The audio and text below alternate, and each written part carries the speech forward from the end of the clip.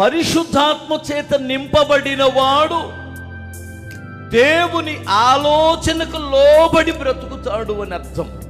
ఇప్పుడు నాలో దయ్యపు ఆత్మ ఉందనుకో, నేను దేవునికి లోబడతానా?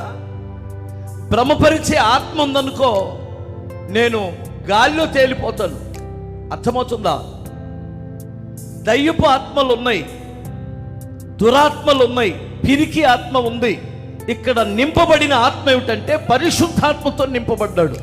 పరిశుద్ధాత్మతో నింపబడిన వాడు దేవుని వాక్కునకు లోబడి బ్రతుకుతాడు, దేవుని చిత్తమునకు లోబడతాడు. అదే గుర్తు మీకు. వాక్యానికి లోబడతాడు, వాక్యానుసారంగా బ్రతుకుతాడు. ఆత్మ చేత శరీర క్రియలను చంపి ఆత్మానుసారముగా నడుస్తాడట. అంటే ఆత్మ ఎలా నడిపిస్తాడో ఆ పరిశుద్ధాత్మ యొక్క ప్రేరణ ద్వారా నడుస్తాడు అని అర్థం.